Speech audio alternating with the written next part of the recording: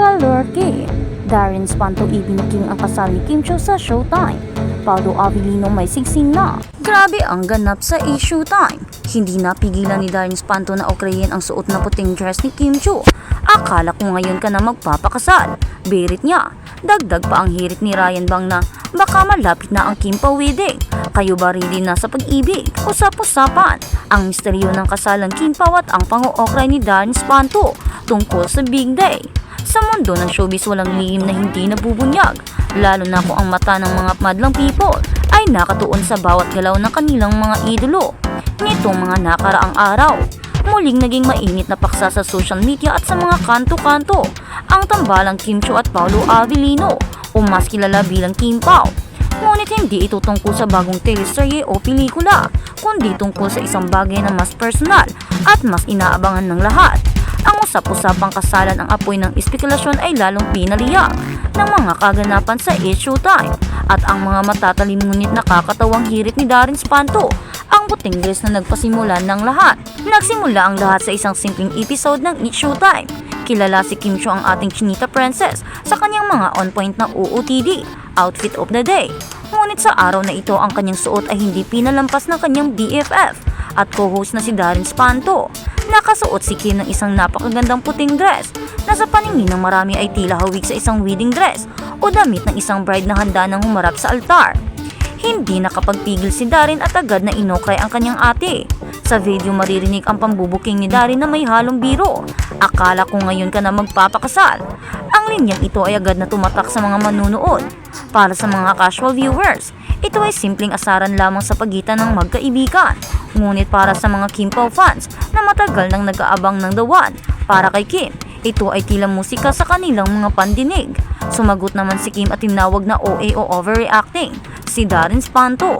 Ngunit kitang-kita sa kanyang mga ngiti na hindi siya napikon. Sa halip tila kinikilig pa ang dalawa sa atensyon.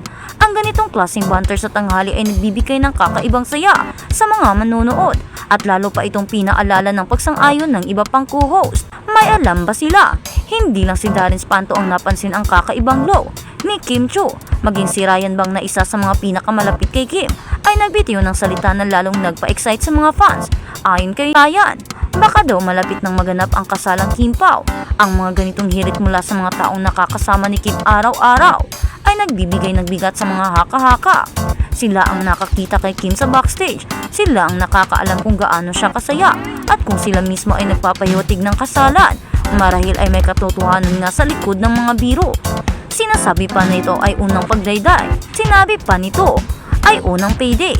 Kaya akala nila ay araw na ng kasal. Ang mga linyang grabe baka malapit na kaming pagkatapos ko pala.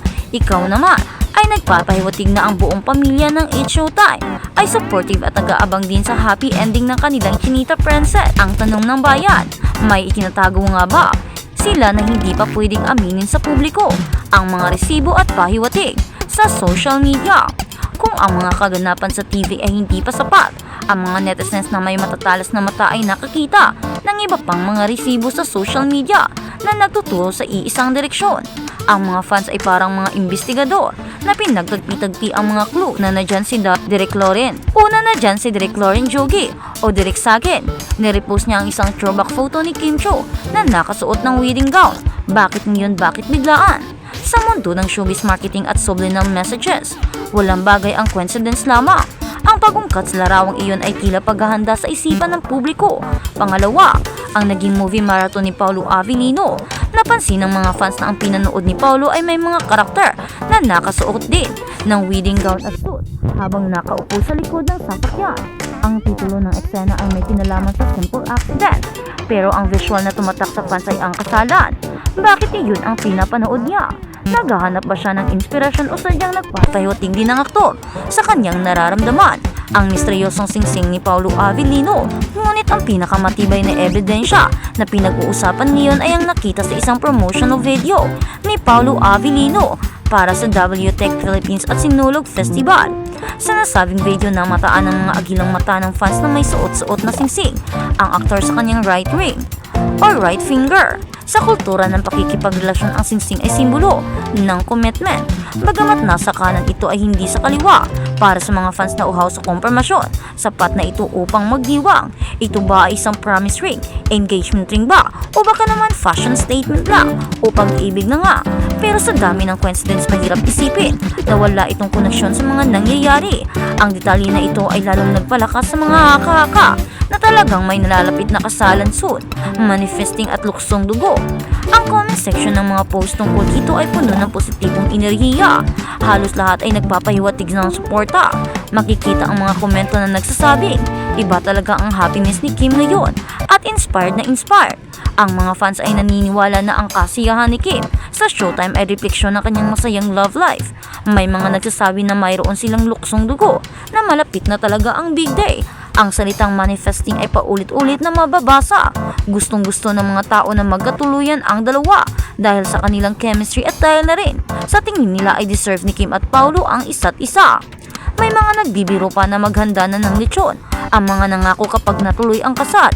Ang mga haka-haka ay umabot pa sa interpretasyon ng mga interview ni Paulo noon. Naaalala ng ilan ang sagot ni Paulo kay MG Felipe tungkol sa kahulugan ng love para sa kanya, kung saan sinabi niyang sa next year na niya sasagutin. Ang taong ito ba ang next year na iyon? Baka may matino na siyang sagot ngayon dahil nahahanap na niya ang tamang tao. Ang katotohanan sa likod ng kilig. Syempre hindi mawawala ang mga skeptiko at ang mga paalala na gising sa katotohanan. May mga nagsasabing baka promo lang ito o baka hopya na naman ang mga fans. May mga nagsasabing ang mga nakita sa airport na papuntang Cebu ay bahagi lamang ng trabaho, ngunit sa kabila ng lahat ng ito, hindi maikakaila na ang tambalang Kim Pao ay may kakaibang hatak. Totoo man o hindi ang kasalan ngayon, ang suporta ng Showtime family, ang mga biro ni Darren Espanto at ang mga kilos ni Kim Chiu at Paulo Abilino ay nagbibigay ng pag-asa sa marami. Sa huli, ang tanong ni Darren na akala ko ngayon ka na magpapakasal ay maaaring biro lamang sa ngayon, pero sa takbo ng mga pangyayari at sa mga dami ng mga senyales na naglalabasan, hindi na magugulat ang madlang people kung isang araw ang biro ay magiging totoo. Abang-abang tayo dahil sabi nga ng mga fans, the big day is soon coming. Kung totoo man ang mga hinala, tsak na ito ang magiging isa sa pinaka-aabangang kasalan sa mundo ng showbiz. Habang wala pang opisyal na anunsyo, manatiling nakabantay ang mga marites at mga loyal fans. Ang bawat suot na damit, bawat post at bawat singsing ay bibigyan ng kahulugan dahil sa pag-ibig at sa showbiz, nothing is impossible.